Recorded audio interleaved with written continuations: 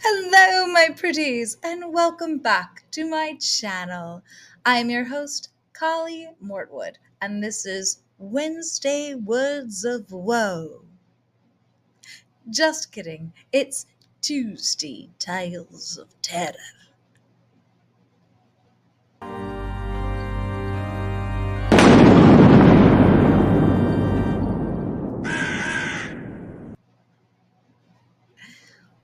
But Collie, there's daylight outside. Yes, we are filming this on a Wednesday afternoon. Why, you may ask? Because I made a terrible decision last night when I filmed my Tuesday Tales of Terror. I had done the makeup, I read the book, I did the whole shebang, and unfortunately, it just didn't work. So, here we are filming it again. Thank you for your patience. Thank you for being here. Let's carry on. We are still reading The Man Who Was Poe. And last I checked, we had just finished chapter 16. So I'm going to summarize that really quick for us, and then we can jump right in. Chapter 16 found Edmund and Dupin reunited, and they were comparing notes. They went to a saloon against Edmund's better judgment, and Dupin/Poe noticed that there were advertisements on the board. And so he went up and he found one that he believes was from Aunt Prue, Edmund's aunt, searching for Edmund's mother. Okay. Then he got information from the bartender that confirmed that Throck, that kind of burly guard running around, does take private jobs. So he was privately hired, possibly, to find Edmund's mother. Then they head back to the apartment. On the way back to the apartment, they are attacked by someone in an alleyway who turns out to be Mr. Ratchet, aka Mr. William Arnold, who is Edmund's stepfather and works for the bank. They get into the apartment and they're looking for other notices in bits of newspaper that Edmund had brought back with the sandwiches. And they found a notice that from Mr. William Arnold that says, Mr. William Arnold is resident in the Hotel American House on Congdon Street and is ready to conduct business with interested parties. Edmund also reveals that he picked up a note that's written in a secret code that he doesn't understand. And by luck, the person who he gives it to is Mr. Poe, and he recognizes the code as being the code that he created himself for his work, The Gold Bug. So he deciphers the secret message quickly, and the secret message says, "Meet me at the hotel. I have moved girl and gold. Must leave sunrise at 6 a.m." That is where we left off. So that message has been decoded and we are putting all the pieces together. Ready? We are starting in chapter 17, No Detail Too Small. "Are you going to tell me?" Edmund asked. Instead of answering, Dupin sat at the table. From his pocket he removed a string and set it before him. Next to that he placed a card, as well as the message Edmund had found. Finally, he laid out the 2 white buttons. In the light of the candle, they looked like pearls. "Edmund," he said, "you must listen with the utmost care. As I link detail to detail, I shall be speaking as much to myself as to you. No detail is too small. Is that understood?" "Yes, but—" "Then do not interrupt me." Dupin took a deep breath. "A while ago," he began in a voice trembling with excitement, "your mother is abandoned by your stepfather, Ratchet. Not just abandoned, he steals her money. I wouldn't be surprised if she were not the only one he's so abused. Ratchet has used your mother's money to insinuate himself into the regard of one Mrs. Powers. A woman well placed in the city of Providence, both vicious and cautious, he has taken on the name of William Arnold. Arnold is an old, respected family name in this city. In time, your mother discovers that he has come here to Providence, seeking a return of her money as well as a divorce, not obtainable in England. She sails in search of him, leaving you in charge of her twin sister, your Aunt Prue. After not hearing from your mother for a year, your aunt suddenly receives a message from her. A message, as opposed to a letter, brought moreover by a stranger, tells me that your mother is under restraint, perhaps even held captive by Ratchet. The urgency of your mother's message, the very means of delivery, causes your aunt to come immediately to Providence, bringing you and your sister with her.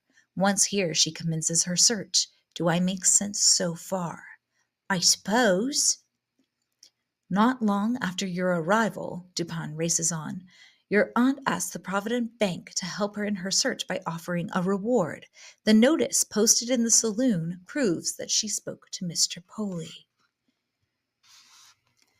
Throck, you remember him? Edmund nodded. Sees that notice and engages with your aunt to find your mother. The man in the saloon confirms this. Throck himself told me as much himself this morning. Thinking I was after the reward, he even tried to warn me off. Meddle at your peril, he informed me. A distraction. Meanwhile, Dupin continued, at the bank, Mr. Poley talks about your aunt and her affairs. The workers in his office overhear. One of these is Mr. Randolph Peterson. Who's he? Edmund asked. The accountant who published that advertisement in the newspaper. Dupin pointed to the card that lay before him. Edmund got up off the bed to read it. Mr. Randolph Peterson, Hotel American House. Ratchet, Dupin continued, must have seen that notice too, and thus learned of your aunt's arrival. Wishing to see if she knows his false name, he places his advertisement in the paper. Naturally, he checks the paper to see that it is there. In so doing, he sees Peterson's advertisement, which appears the same day. Ratchet, deciding he must do something about your aunt, approaches Peterson. What could be easier? They live in the same place. Peterson not only tells Ratchet about your aunt's dealings at the bank, he mentions the California gold. At the bank? Edmund asked. Exactly. Ratchet is deeply interested in both pieces of news, Dupin intoned, as if he were in a trance. Remember, he has met Mrs. Powers, and through her, Mrs. Whitman, whom he has determined to marry. To do so, he needs two things. He must rid himself of his legal wife, your mother. Divorcing her will not do. Mrs. Powers will not condone it. He also needs money to appear a worthy prospect. The coming of your aunt with the two of you, in conjunction with the arrival of the California gold, and the willingness of Peterson to involve himself in a robbery, work together in Ratchet's mind. He constructs a monstrous plot. To begin with, Peterson becomes his partner. Dupin stood and for a moment began to pace. Edmund watched him intensely. It's easy, Dupin said at last, for Peterson to learn from Mr. Poley where your aunt has taken a room. The first thing Ratchet does is engage a room opposite you. Dupin pointed out the window. Then he schemes to get hold of your aunt. You told me just before she disappeared. She was to meet a man, correct? Edmund nodded. Either Ratchet or Peterson. They lure your aunt away with the promise of information about your mother. Now, Ratchet holds both your mother and your aunt, and he determines to murder your mother. Why not destroy the aunt too? Ratchet, a cautious man, does nothing in excess. Do what must be done, no more. Indeed, I wager that it is Peterson, not Ratchet, who actually does the deed. In any case, it is my belief that your mother and aunt discover the plot. To thwart such a despicable plan to protect you children, the sisters, identical twins, exchange places and thus confound the murderers. For indeed, one of the sisters is killed and thrown into the bay. Ratchet and Peterson believe they have killed your mother. In fact, your aunt has sacrificed herself for motherhood. But on the night of the robbery, while Ratchet and Peterson are otherwise occupied, the surviving sister escapes. Ever since, she has been trying to find your sister, and no doubt you. Terrified, grief-stricken, hardly knowing where to go, she wanders the city in search of her children. Poor woman, she is all but mad. "No, don't say a word!" Dupin cried. "I now return to Ratchet and Peterson. Why did they desire to secure your aunt? Because with her gone, you and your sister will be left alone." With the patience of Satan, the two men wait in the room opposite yours for one of you to leave. Ah! But from later events, the breaking into the room, we know they have a key. Why not use it then? Because the window is the fastest way to secure the child. After all, who knows when the one who leaves will return? Secrecy, mystification, speed, all essential. In any case, it is you, Edmund, who at last goes out for food. Now then, did you not say you were detained on the street that night? Yes. By whom? By an old man. How did you know he was old? He acted old. And Dupin slammed his hand on the table, making Edmund jump. He had white hair! In fact, it is young Mr. Peterson who detains you so that Ratchet can steal your sister. Why? The bank, Edmund, the bank, to get the gold in the Providence Bank.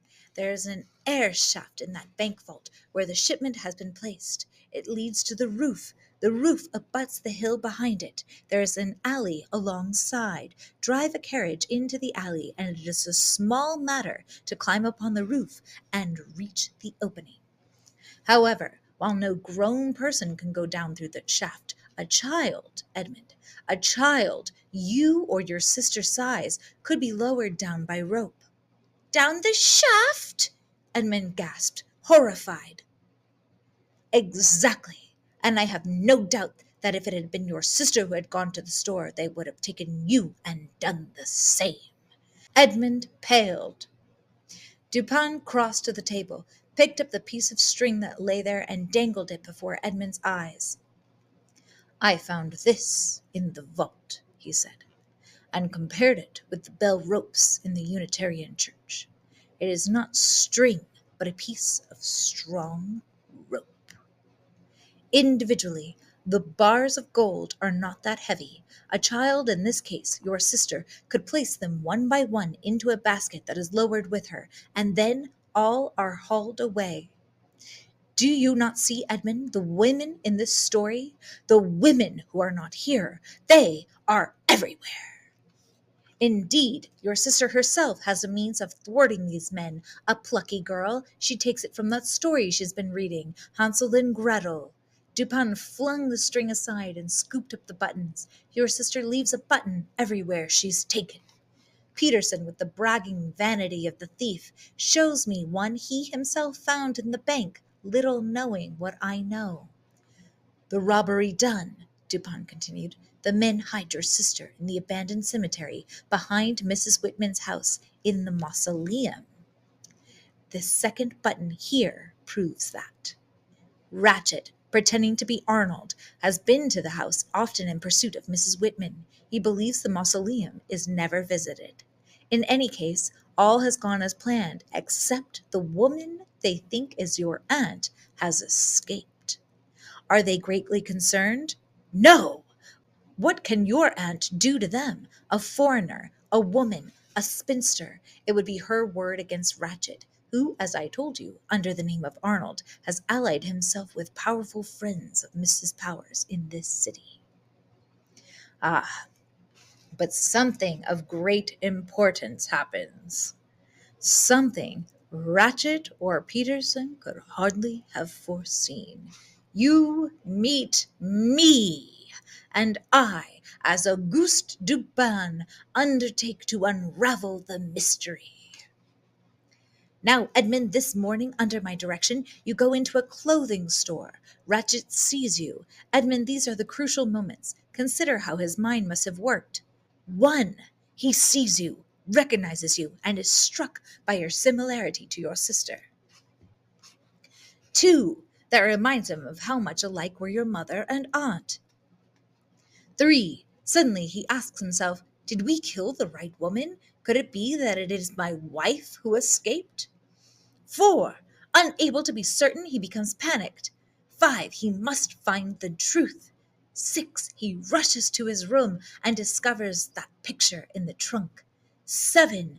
The picture only incites his worst fears. They may have done away with, not your mother, but your aunt. Now then, given that we deduce his state of mind, all is placed in jeopardy. Ratchet knows he must escape, but he needs to make certain he's left no evidence behind. He rushes to the mausoleum and retrieves your sister. He then writes a message. He knows my work, brags of it, has read The Gold Bug, as has Peterson. Lazy man. He uses the code in my own story to write to Peterson. From the table, Dupin picked up the message Edmund had found and read it aloud.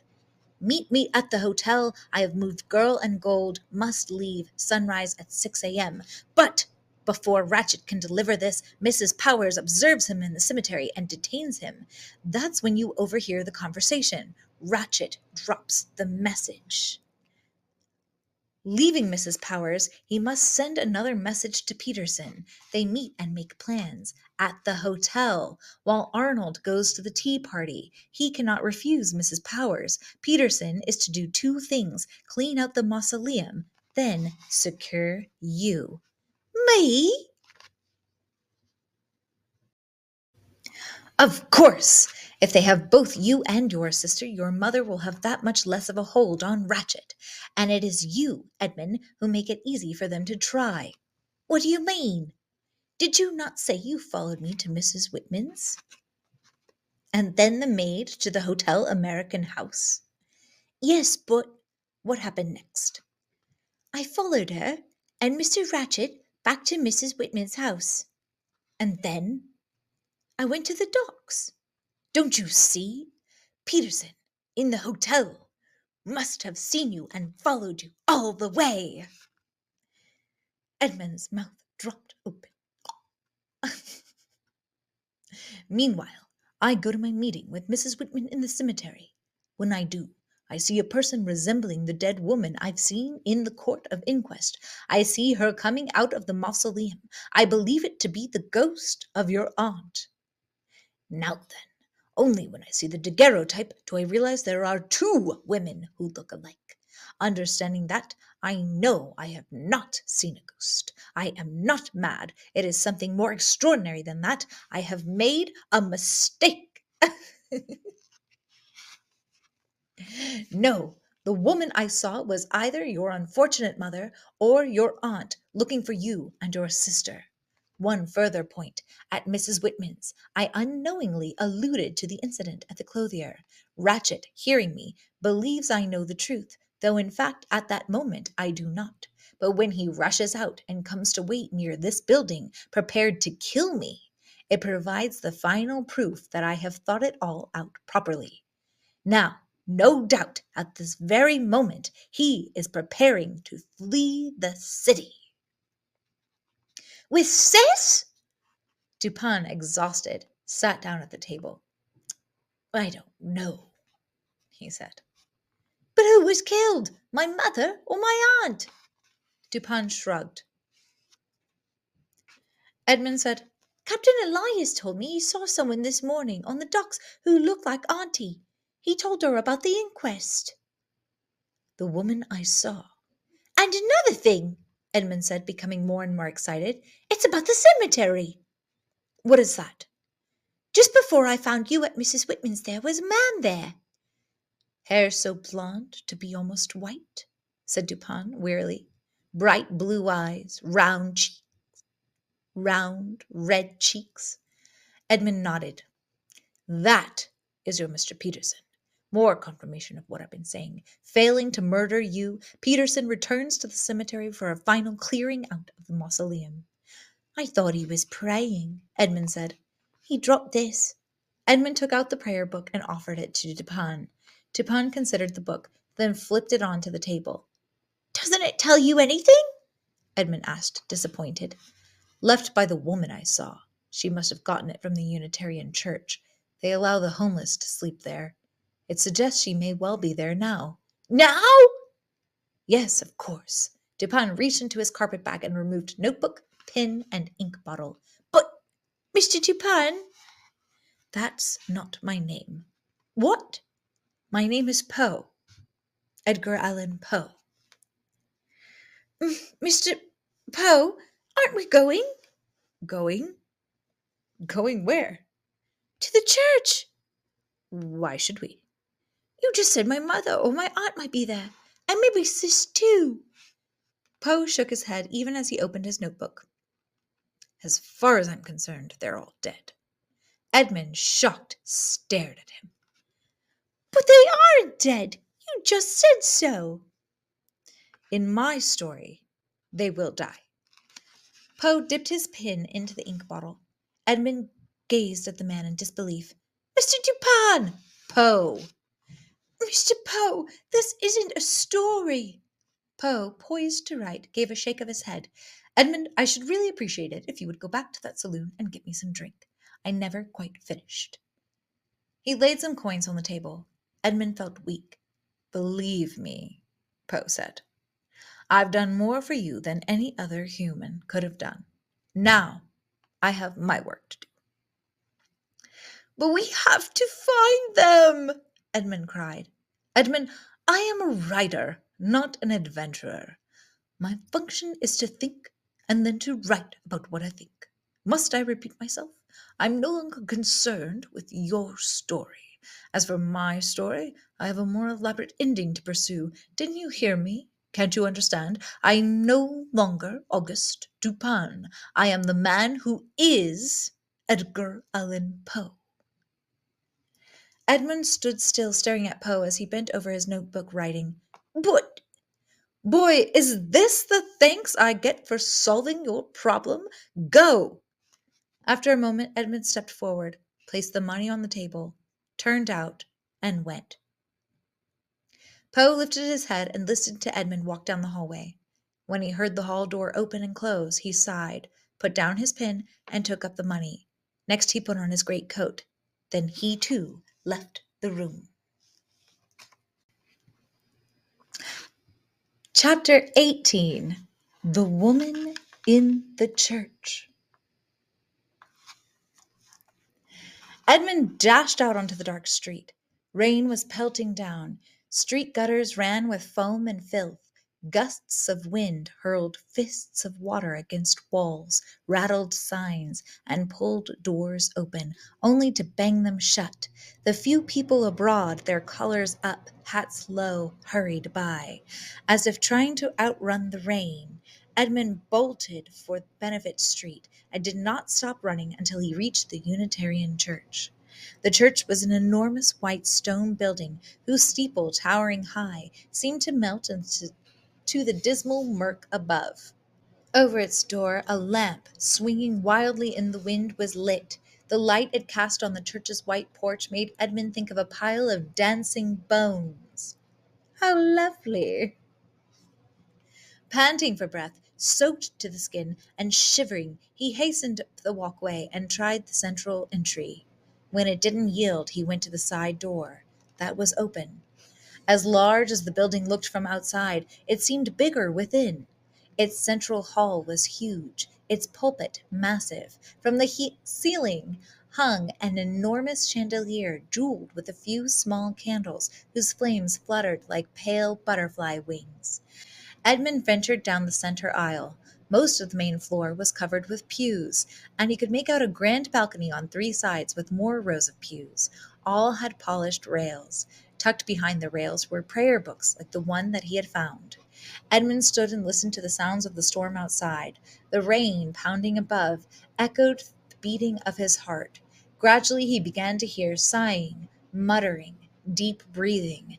As his eyes became adjusted to the gloom, he saw that here and there people were huddled, seeking sanctuary from the rain and cold, hunched over as if in hiding. Then Edmund heard a low moaning sound close to the pulpit. At first he thought it was only the wind, but when it came again, he realized it was human. He edged nearer.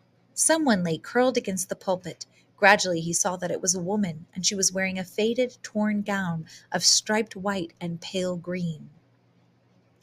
"Auntie!" he cried out. The woman did not move. Heart pounding, Edmund drew closer and knelt down, trying to see the woman's face. At first, all he could see was that it was a shabby, tear-streaked face. Then he saw more. "Mother?" he began. The moaning ceased. The figure stirred. Slowly she turned toward him. "Who is it?" she asked. "It's me, Edmund."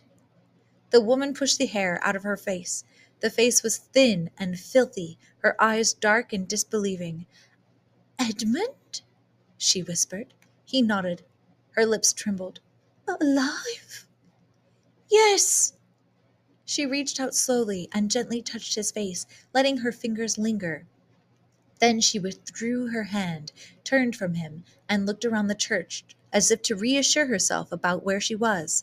Again she turned and fastened her gaze on Edmund. "I was not sure I'd see you again. I'm here. You're so much bigger." He nodded tearfully. She held out her arms. For a long time they cradled each other. Neither spoke. Outside the wind and rain continued. Finally Edmund said, "Can you tell me what happened?" "I'll try." Haltingly, sometimes groping for words, Mrs. Ratchet told her son her story. "After coming to Providence, it was quite a while before I found Mr. Ratchet. He'd taken the name of Arnold, and, with my money, was living the life of a proper gentleman. When I made myself known to him, he was furious, said I'd ruined his life. That was his way. I told him I wanted but two things, a divorce and the return of my money. The divorce he'd give, he said at first, but not the money. On my part, I'd not give him one without the other. It was the only hold I had. He accused me of causing scandal. Whatever he could blame others for, or get others to do for him, that was his way. To be seen as gentry, that was what was important to him. In fearing I should expose him, he lured me with a promise that I should have what I wanted, then kept me virtual prisoner for months. Oh, anything to have the world think him a proper gentleman. I wrote a message to my sister, your Aunt Prue, begging her for help, but how could I get it to her? By then I had no money of my own at all. Still, I carried that message about me so, on the rare occasion he let me out with him, a chance might offer itself. Sure enough, once when I was momentarily alone, I spied a British sailor. I gave the message to him and begged him to deliver it. He said he would if he could. He must have done, for Prue did come, bringing you. I don't know how, but Mr. Ratchet learned of her arrival, and in the meanwhile he decided to marry a wealthy widow named by the name of Mrs. Whitman, the achievement of all his desires. Ever greedy, he planned a crime which I learned required the use of my children. I told him then, begged him to let me go. I'd make no claims to the money. Alas, it was too late for that.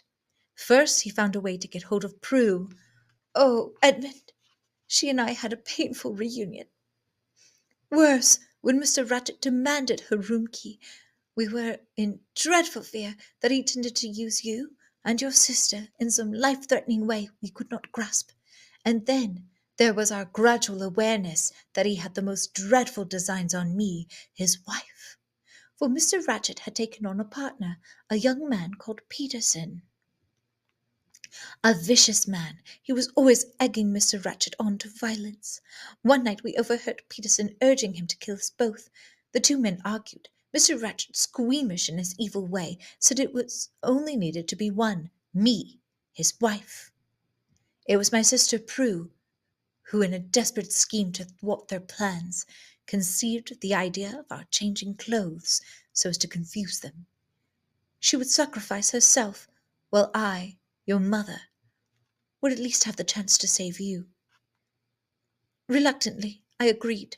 The trick worked. It was your Aunt Prue who was led away by Peterson.